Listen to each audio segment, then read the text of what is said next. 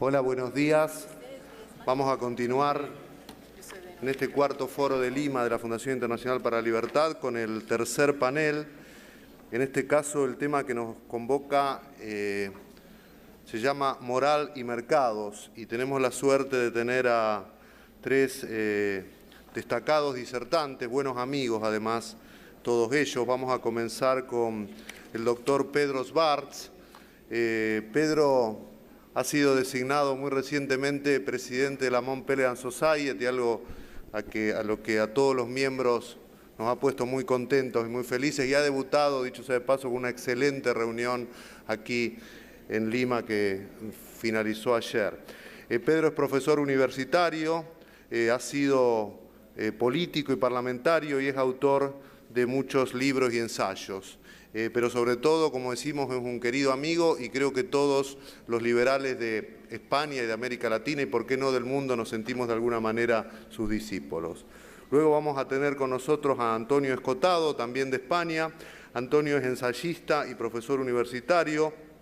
Sus campos de especialización son el derecho, la filosofía y la sociología, y particularmente adquirió notoriedad por su énfasis en el estudio de temas vinculados con la droga. Su libro Historia General de las Drogas es uno de los más importantes que se ha hecho al respecto. Actualmente está empeñado en un proyecto de larga duración, como dicen algunos, que es una saga de libros sobre los enemigos del comercio, cuyos volúmenes 1 y 2 ya han visto la luz. Mary Anastasia O'Grady, por último, nuestra tercer disertante hoy, es la editora de la columna de las Américas del Wall Street Journal, columna que ella escribe desde hace mucho tiempo y que podemos leer cada lunes en la web del Wall Street Journal. Mary es una persona que muy amiga de todos los liberales latinoamericanos, que se la pasa recorriendo América Latina. De hecho, recién recordaba que estuvimos en el año 98 en Bariloche, en el sur de Argentina, con Mario Vargas Llosa y con Mary, con Enrique Gersh y otros amigos, así que es también un gran gusto que hoy nos acompañe. Vamos a comenzar escuchándolo a Pedro Schwartz. Es la primera vez que intervengo en un seminario de la Fundación Internacional para la Libertad y me siento orgulloso de estar aquí y de que se me haya elegido. El papel de los tres que estamos aquí ahora es hablar de moralidad y mercados, pero en contraste con las apasionantes e interesantes palabras que hemos oído desde el punto de vista político, programas de lo que habría que hacer, dónde plantar el árbol de la libertad, qué cambios hacer en el suministro del agua, etcétera, que hemos oído hoy. Mi papel y el papel nuestro va a ser preguntarnos por qué la libertad no triunfa, qué está pasando, si los resultados de un sistema de libertad democrática y de libertad económica son tan esplendorosos. ¿Qué nos pasa a los pueblos que incluso cuando alcanzamos una situación como se ha alcanzado en Chile, por qué estamos dando marcha atrás allá? ¿Y por qué otros países de América Latina, a quien bien les vendría tanto la libertad democrática como la económica, por qué no se lanzan con entusiasmo por ese camino? Es decir, mi situación, lo que yo quiero hacer hoy es preguntar la causa de las cosas, rerum cognoscere causas, puesto que aquí hablo como académico, como profesor. Nos encontramos los que defendemos la libertad con la búsqueda de qué mito griego nos tiene que representar. Y en principio me parece que el mito que nos representa, por desgracia, mejor es el de Prometeo. Hemos buscado, hemos dado a la humanidad el fuego, la antorcha de la libertad, y nos encontramos con que las alimañas nos comen el corazón, nos comen el hígado, se alimentan ellos, los que viven del trabajo de los demás, de los impuestos de los demás, se alimentan de lo que producimos los que hemos seguido el ejemplo de Prometeo, que es con la luz y el calor del fuego conseguir el progreso de la humanidad. ¿por qué ocurre esto? No voy a tener la respuesta, pero sí quiero intentar empezar y en gran parte todo esto ocurre porque se considera que los mercados, que la libertad de empresa, que el capitalismo son inmorales. Podrán dar resultados, pero en el fondo, si se pregunta, son unos resultados obtenidos a base de lo peor de la naturaleza humana. Y quiero, con mis palabras, empezar o continuar la lucha de quienes decimos que no, que los mercados libres son morales y preguntarnos por qué se les piensa, por qué se les ve de esta manera. La resistencia a reconocer los beneficios del capitalismo es inacabable y extraordinaria, porque ¿cuál es la frase que oímos todos los días? El resultado del libre mercado es que los ricos son cada vez más ricos y los pobres son cada vez más pobres. Ambas cosas son falsas. Naturalmente que hay gente que se enriquece y otros que se empobrece individualmente, pero tomada la visión del mundo, cada vez hay menos pobres y cada vez hay más igualdad. ¿Cómo puedo decir esto? Cuando la queja continua es de que este o aquel gran rico está ganando mucho más y que las clases medias no acaban de seguir adelante. Creo que lo primero que hay que hacer en nuestro mundo y en América Latina es mirar qué pasa en el mundo entero. Si de 1970 a 2006 el número de pobres, siendo en 2006 el número de habitantes en esta tierra es de 6.000 millones, ha bajado en 720 millones, si definimos la pobreza por $1,5 al día de gasto, que es una situación bien triste, pero en fin, la gente que solo gana esto se ha reducido. Si los objetivos del milenio proclamados por las Naciones Unidas para el año 15 se consiguieron en el año 12, porque la pobreza está disminuyendo mucho más rápidamente y todos los demás indicadores de niños vivos al nacer, de la cantidad de años que vivimos, todos están mejorando, nos preguntamos por qué, cómo es posible que se nieguen estos resultados. O si no se niegan, se dice que se deben a la ayuda internacional, a la intervención de los Estados. No es así, es el libre comercio y la libertad económica, incluso arrojada por todas estas regulaciones, la que está consiguiendo este resultado. Hay en este mundo cada vez menos pobres, en proporción y en número.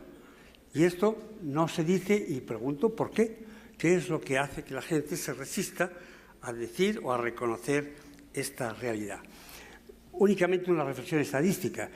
Si en China, en India, en África, en América Latina, la prosperidad crece como está creciendo y el número de pobres baja, si miramos entonces cuál es la tasa de igualdad, esta tasa de igualdad habrá aumentado. Una de las razones de la resistencia contra estas ideas es que en los países adelantados no nos gusta que los pobres compitan con nosotros. Nos quitan el trabajo, dicen, no, nos fuerzan a trabajar, nos fuerzan a inventar, a ser más productivos, y quienes se quejan de la creciente desigualdad miran hacia arriba, pero no miran hacia abajo, no miran a lo que pasa con todos esos pobres de esos países que he estado nombrando, que están viviendo extraordinariamente mejor y precisamente por el sistema que dicen que es inmoral. Es decir, nos resistimos a la igualdad diciendo que hay cada vez más desigualdad, pero nos resistimos porque nos obliga a los ricos a movernos y a trabajar de otra manera y no trabajar en las mismas situaciones, los mismos empleos que teníamos antes. Entonces, ¿cuál es la resistencia de las personas que defienden la moralidad contra la libre economía? Se dice que el mercado está basado en el egoísmo. Una cosa es el egoísmo y otro es el propio interés. Dicho de otra manera, con un ejemplo, una madre o una familia que cuida de sus hijos no está siendo egoísta, está siendo interesada hasta el sacrificio, incluso el sacrificio de la vida, para que los hijos vivan y prosperen. Por lo tanto, llamar a eso egoísmo es utilizar un tipo de lenguaje orwelliano, cambiando el sentido del lenguaje para defender lo indefendible. También se dice que el capitalismo una sociedad capitalista es consumista. Bueno, será muy de lamentar que nosotros que estamos aquí en la mesa consumamos un poco más o menos, pero consumismo quiere decir que la gente que antes no comía, come, y que la gente que antes se moría de mala salud, sobrevive. Por lo tanto, otra vez es un cambio de vocabulario, y una de las razones, creo yo, de esa resistencia son el mal vocabulario. También se habla de que fomenta los vicios, la libertad económica, porque cada persona individualmente consume o vive de la manera que cree con la responsabilidad de lo que le ocurra. Y por fin se considera que el capitalismo es un sistema de darwinismo social en el que ganan los pobres o los peces gordos se comen a los peces pequeños. No han leído a Darwin y no han visto que el sobrevivir en competencia implica cooperación para juntos trabajar por la supervivencia y, segundo, implica la adaptación a la circunstancia, no el empleo del poder, sino estar más atentos a, dadas las circunstancias nuevas, poder sobrevivir.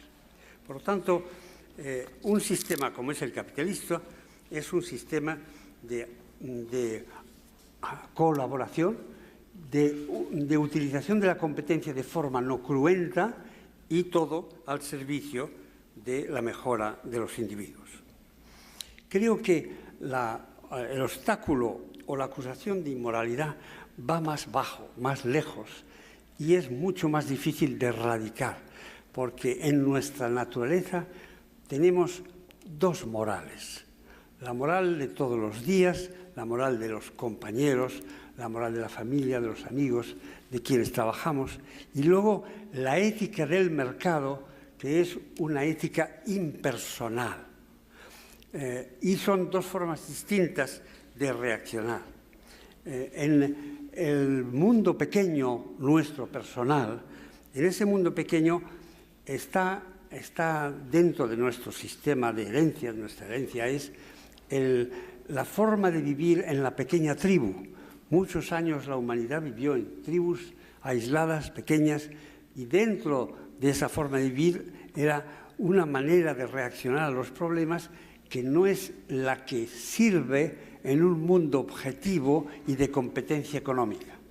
Por lo tanto, creo que, y voy a decir algo más sobre esto, creo que una de las razones profundas de la resistencia a la libertad democrática y a la libertad económica es que a veces va en contra de nuestra herencia genética. ¿Qué es eso de ir a unas elecciones y que gane ese miserable populista cuando nosotros somos unos políticos mucho más prometedores? Lo normal sería utilizar los métodos cruentos de ir a por ellos y quitarles la vida. Pero hemos aprendido un juego extraño, que es un juego a veces adulterado, pero es el de que en vez de matarnos, votamos. Y eso va en contra de muchas de nuestra manera instintiva de funcionar. Es decir, nos hemos movido del mundo de Maquiavelo al mundo de la democracia, con todos sus defectos. Sin embargo, muchas veces buscamos a ver dónde tenemos el puñal o la daga para que no nos quiten el poder en el que estamos. Con que la democracia es un sistema objetivo e impersonal que va muchas veces en contra de nuestros instintos. También la moralidad personal es la que nos dice, en realidad deberíamos comprar las cosas de nuestro país. ¿Qué es eso de comprar a los extranjeros? He visto que la gente cuando habla de la libertad de comercio y vamos a hacer un acuerdo para hacerles el favor a los colombianos de que nos vendan, les hacemos un favor, abrimos nuestro mercado a los colombianos a cambio de que nos abran el suyo. Pero si el favor nos lo hacen a nosotros, al vendernos cosas buenas y más baratas, y viceversa. El favor está no en el abrir los mercados, sino en competir. Y esa idea de que, ¿por qué vamos a comprar a la tribu de al lado?, es también una reacción tribal. ¿Y qué es eso de cobrar por un préstamo? Ya en la Biblia se decía que cuando uno prestaba a personas que son judíos, a esos no se les cobraba, a los gentiles sí. La idea de distinguir y discriminar entre lo que es la reacción personal y la reacción del mercado es algo que no desaparecerá. Y por tanto, nosotros, los que defendemos las libertades políticas y económicas, debemos saber que nunca venceremos, que ni siquiera con los buenos resultados acabaremos de convencer a todo el mundo. Por eso tenemos que estar vigilantes. Por fin, quiero acabar diciendo que vivimos con una moralidad personal y una ética pública que no se ensamblan bien y que hacen que muchas veces las reacciones de la moral personal, que son las de la vida, de la amistad, de la familia, de las personas que conocemos, es una moralidad que no casa bien con, oiga, que me han bajado el precio del petróleo, yo tengo una empresa que produce petróleo, ¿qué ha pasado aquí? En realidad estoy perdiendo dinero como si hubieran venido a robarme. El respetar el movimiento de los precios, el respetar el voto de la gente, aunque nos haga daño, es un sistema de juego, un sistema civilizado que muchas veces nos extraña, sobre todo cuando atenta contra nuestros intereses. Por eso, mientras oía hablar a nuestros políticos antes, de forma a veces tan dramática y tan justificada, en favor de la libertad, me preguntaba si es Prometeo el mito en el que no deberíamos vernos reflejado, o Sísifo, continuamente condenados a hacer subir la roca hacia arriba con un esfuerzo continuo, luego vuelve a caer y se vuelve a hacer subir. Bueno, pues no tengo palabras de consuelo más que fuerza y adelante. La libertad solo se mantiene si nosotros incansablemente luchamos por ella. Muchas gracias.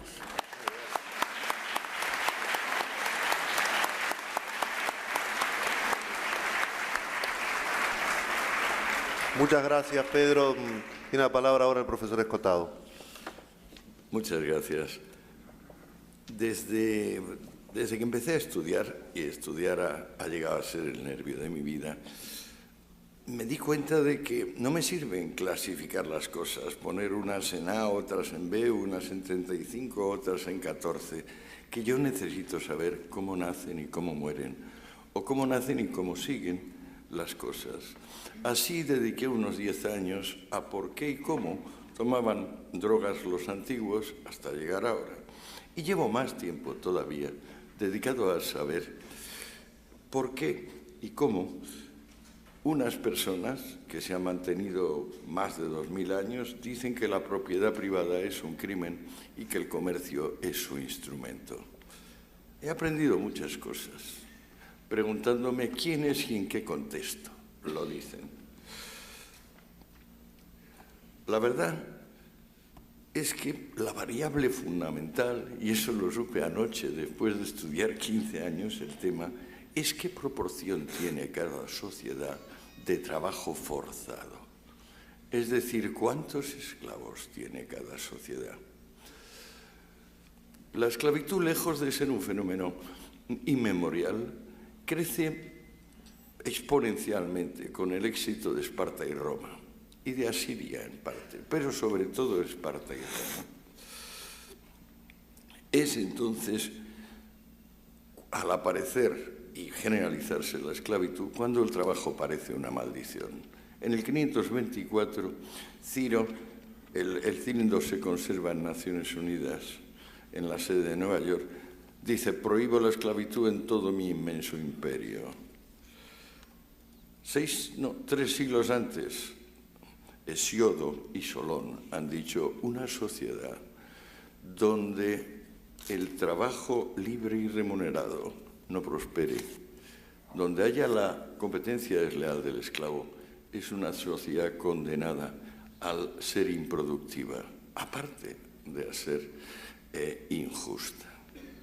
Fíjense ustedes que el gran manifiesto contra la propiedad y el comercio es el Sermón de la Montaña, el gran manifiesto antiguo.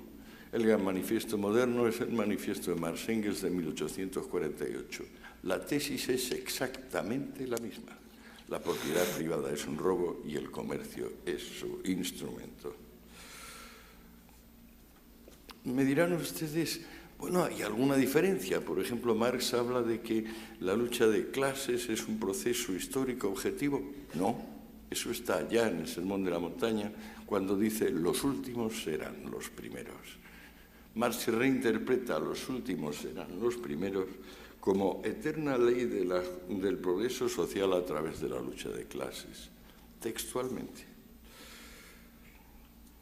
¿Por qué se hundió Roma?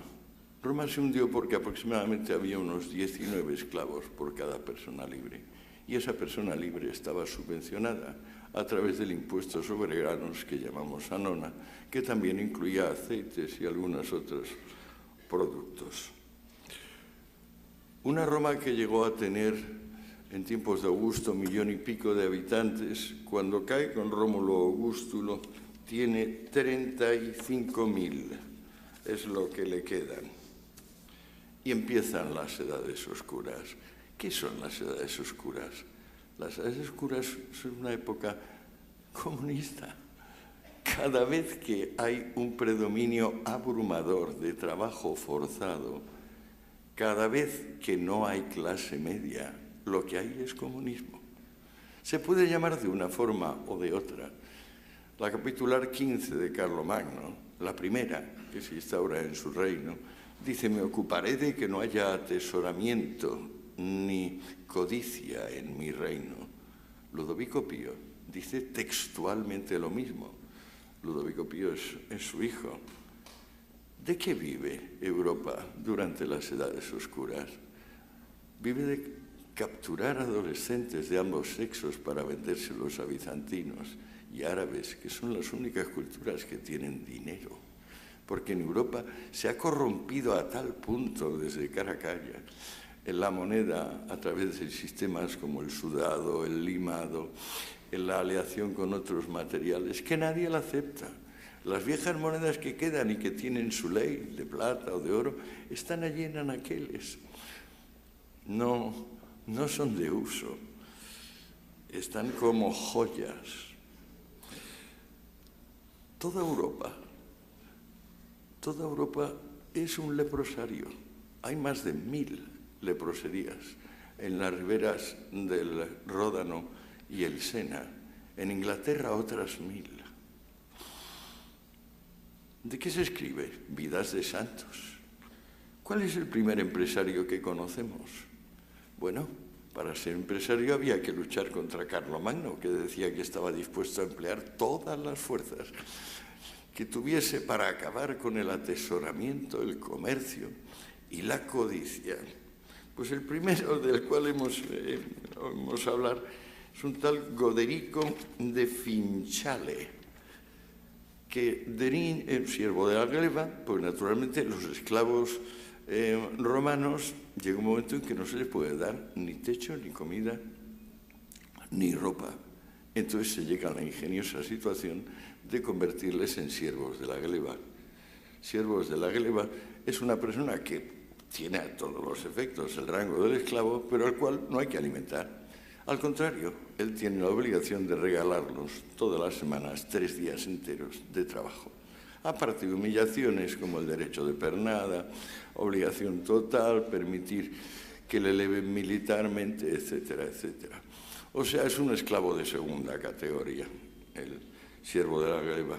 Goderico de Finchale, Lincolnshire, es la traducción de Finchale, en 1113 estaba como un siervo de la gleba, desertor en las playas del Canal de la Mancha, viendo si encontraba algún resto de naufragio, poco naufragio, puesto que no había navegación de cabotaje en aquel tiempo, y mucho menos navegación transatlántica.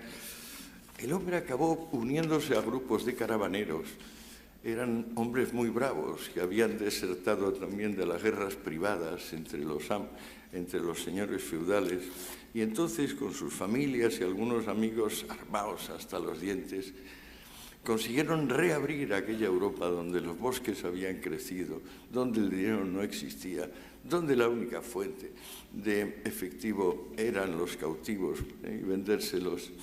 Bueno, por ejemplo, esclavo es un neologismo carolingio que menciona a las gentes de los principados eslavos, que es donde básicamente cazaban los reyes francos. Godrico de Finchale, consiguió con sus caravanas abrir un poco el territorio. También se hizo con unas cuantas embarcaciones que trasladaban a gentes de Flandes a Inglaterra y viceversa. Total, que llegó a ser el hombre más rico de su tiempo.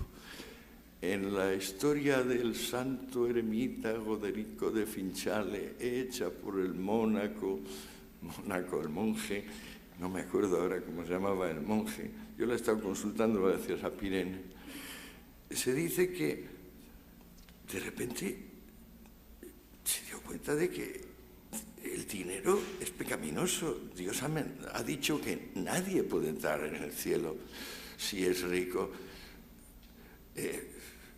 Él ha estado prestando dinero, ganando dinero, abandona todo, se convierte en eremita y acaba subiendo a los altares como San Goderico de Lincolnshire, que es como actualmente figura el personaje. Bueno, ahí tenemos la genealogía del primer empresario europeo, 1113. Luego ha habido muchas cosas. Bien, la peste ayudó mucho al desarrollo económico, aunque se haya olvidado. Al liquidar a más de un tercio de la población hizo que tocaran a más, subieron los salarios.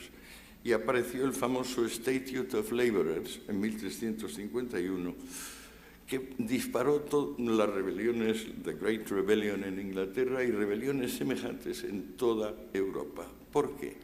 Porque en principio los obispos y los demás nobles y los monarcas no toleraban que al reducirse la población subieran los sueldos y querían que todos siguieran siendo esclavos de naturaleza secundaria, es decir, siervos de la gleba, y que nadie, en ningún caso, pudiera cambiar de empleador, de oficio o de lugar donde desarrollaba su trabajo.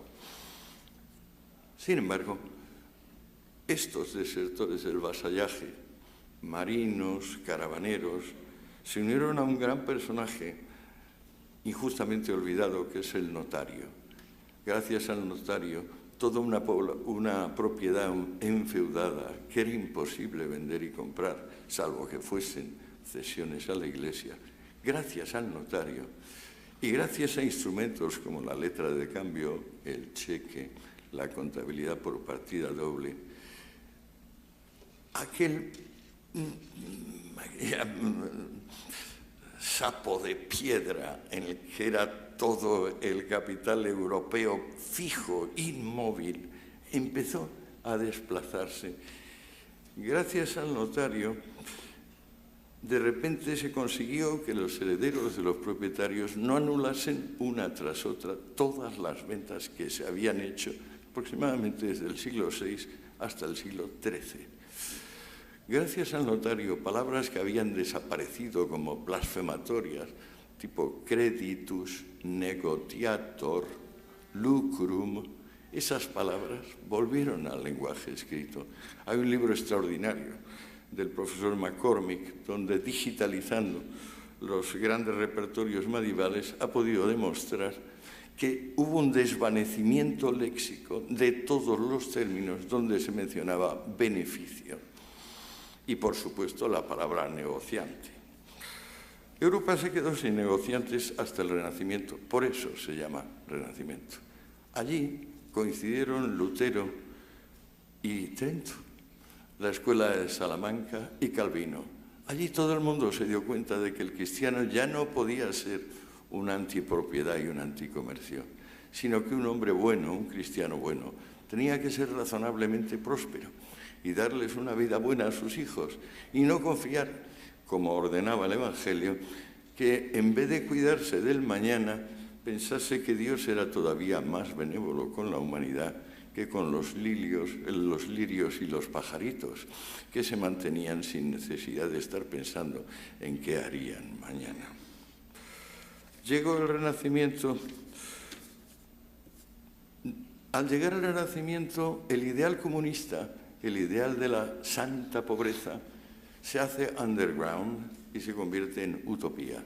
Primero con la obra de Tomás Moro, que se publica coincidiendo con las guerras comunistas de los checos y de los campesinos checos y los campesinos alemanes, y en este carácter underground y utopista llega hasta se crea todo un género que es la anticipación de la ciencia ficción. Por ejemplo, las aventuras de Gulliver forman parte del utopía de Moro, seguido por La ciudad del sol de Campanella, por el libro de las aventuras de Telémaco de Fenelón. Llega a ser un género literario el más vendido y durante más de un siglo. Pero bueno, tengo que ir deprisa, no hay que perder el tiempo. La última novela utópica de gran éxito la publica un abad francés llamado Morelly, y que también publica un tratadito llamado El Código de la Naturaleza en 1775. Atribuido a Diderot, este Código de la Naturaleza tiene entre otras creencias, la de que si suprimimos la propiedad y el comercio, la sociedad recuperará rápidamente su armonía. Con este libro en la mano, Babeuf, el jefe de la conspiración de los iguales, se lanza a sublevar Francia. No lo consigue, Napoleón le ejecuta y lo que sigue de la historia lo conocemos bastante bien. Blanqui en Francia, Carlos Marx en Alemania, viene el comunismo moderno y entonces en vez de tener una iglesia propiamente dicha, lo que tenemos es una religión política. Bueno, tengo la idea de que por mucho que queramos cambiar, la sensación de que los últimos sean los primeros, que por una parte es lo más violento que le podemos imponer a un cuerpo social, los últimos sean los primeros, va a seguir habiendo gente que lo quiera. Porque la genialidad del Sermón de la Montaña era unir a tres personas que no tenían en principio nada que ver unas con otras. Una, los pobres de espíritu, otra, los pobres materiales y otras, los perseguidos por la justicia. En la primera epístola de Tertuliano, que es el primer apologeta, nos damos bien cuenta de qué quiere decir por pobre de espíritu, porque Tertuliano dice: con qué gusto veré tostarse en el infierno a Aristóteles, a Homero, a Platón y a todos esos arrogantes sabios como Arquímedes, que tendrán su adecuado castigo. Creo que el liberalismo debe tener cuidado con ser pusilánime y con ser doctrinario. El liberalismo, a mi juicio, es un compromiso con la libertad como indeterminación esencial. La libertad sería la indeterminación asumida con coraje. Entonces, claro, la libertad debe reconocerse como esencia de la vida personal y social. Y el liberalismo constituye la más noble postura política, puesto que es la única que respeta en cada cual un fin autónomo, no un medio, y por lo mismo consagra derechos civiles inalienables. Por fortuna, en este foro no necesito recordar a nadie que la alternativa de la libertad es la opresión, la abyección, la miseria. Yo me atrevería a decir el cretinismo. Pero los liberales debemos tener presentes, ante todo, que el juicio neutral, lo que llamaba Schumpeter neutralidad valorativa, también lo decía Max Weber, no significa para nada renunciar a nuestros valores. Y que el principal de nuestros valores es aceptar la realidad tal cual es, que nunca es ni blanca ni negra, ni buena ni mala, y que siempre está abierta. Esto implica un compromiso con la complejidad y con el relativismo, con términos de comparación y conseguir el camino de en medio. La forma más ingenua de tratar con las sectas colectivistas es permitirnos actitudes sectarias, que simplemente invierten los eslóganes. O sea, en vez de servicios públicos, solo privados. En vez de estados totalitarios, ningún estado. En vez de regularlo todo, nada de regulación. Bernstein, el creador de la socialdemocracia alemana, dijo: si el socialismo no es el liberalismo comprometido con la democracia, solo puede ser una barbarie mesiánica. Estamos de acuerdo. Pero si los liberales excluimos a los socialistas, por ejemplo, alemanes o ingleses, estamos haciendo un acto de reducción peligroso. Yo preferiría el sistema americano, por ejemplo, pagar menos impuestos y organizarme en seguridad social. Pero caramba, en los Estados Unidos hay mucha más fuerza del individualismo que en Europa. En Europa ningún profeta mesiánico comunista ha tenido más del 30%, jamás. Pero es que rara vez tienen menos del 10%.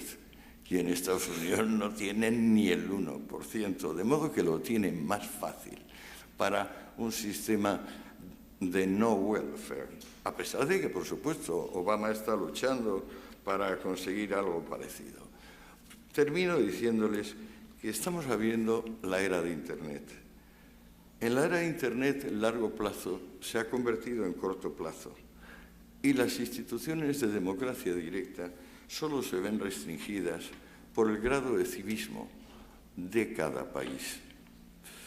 Seguir aprovechando los órdenes endógenos, los órdenes autoproducidos, como decía Hayek, depende de nuestra capacidad de entender la complejidad y actuar de modo inteligente, sabiendo que el determinismo es la ilusión de los absolutistas. En la batalla épica, en los 2000 años de batalla épica, que empezó maldiciendo a los ricos de espíritu y de posesiones, el último episodio, fíjense ustedes bien, después del desconcierto que creó la caída del muro y la destrucción de la Unión Soviética, es el abrazo del pobrismo más o menos softcore con el integrismo islámico, es decir, el gran beso que se dan Chávez y Ahmadinejad. Ahí está el futuro. Chávez y Ahmadinejad. Bueno, lo último que queda. Naturalmente, todos estos señores que quieren hacer que los pobres, los últimos sean los primeros, son eugenistas.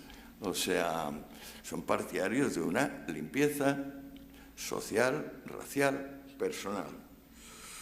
A mí me da la sensación, creo, que no es posible emprender ningún tipo de atrocidad eugenésica, es decir, genocida, que no es posible emprender ningún genocidio sin antes conceder poderes absolutos a una persona.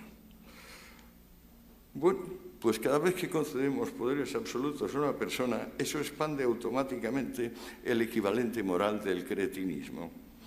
La malformación del cretinismo está producida por una falta de yodo y la malformación del fanatismo está producida por ideas fijas en general. Obligados por el autorrespeto a la apertura, yo creo que toda persona liberal coincidirá conmigo en celebrar tres virtudes: la autonomía, la responsabilidad y el mérito. Y nada más.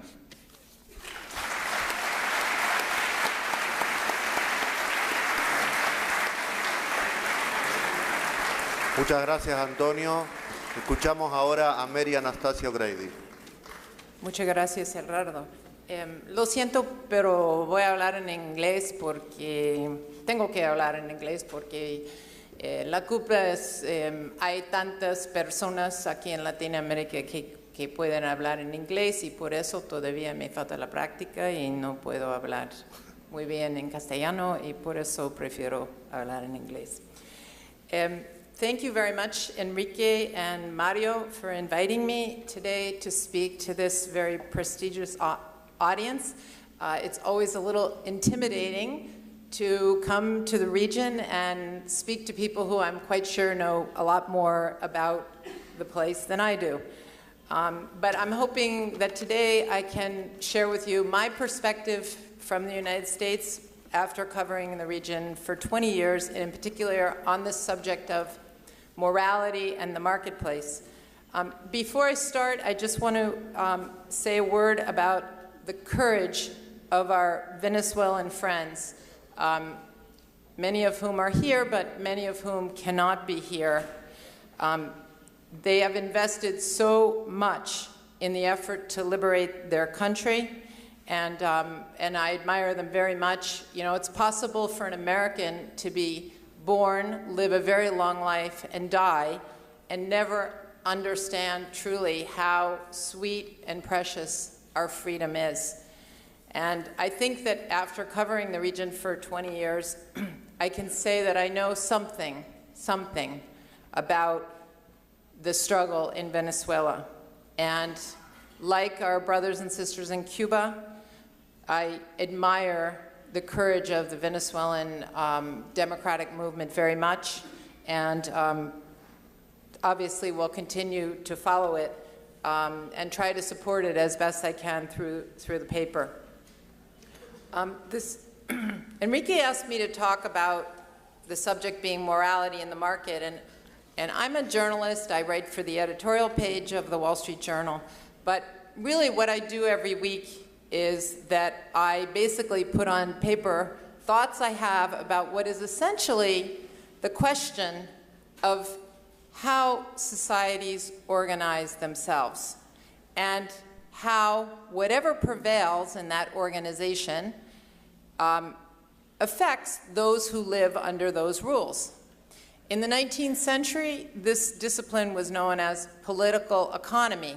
Somewhere along the way, we divided politics and economics, but really they're one and the same, because political economy addresses the fundamental question of where power ought to lie in a free society, what is private property, what ought to be considered a public good, how much power should the state have, where are its obligations, what are its obligations. Those decisions are political, but they determine economic outcomes, and not just wealth and poverty, but also things like opportunity, economic mobility, and as such, they have a very heavy bearing on whether a society can be considered a just society. Now, as an American and the granddaughter of immigrants who arrived in the United States poor and uneducated, I've developed a certain fascination with this question. I can relate to both the economic tyranny that my grandparents fled and the economic freedom that they discovered in their homeland. I know that the state can be,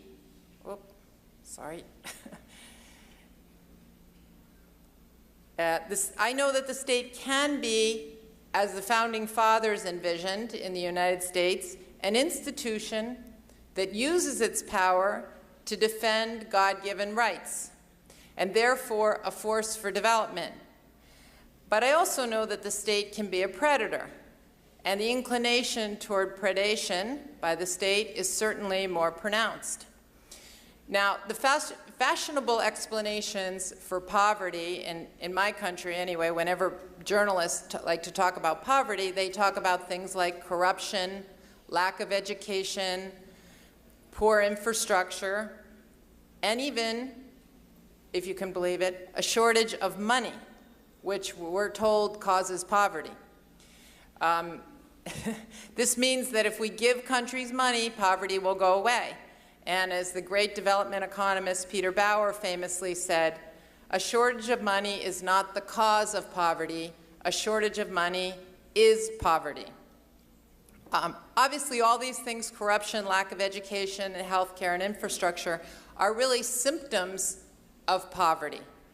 and the cause comes from bad policies.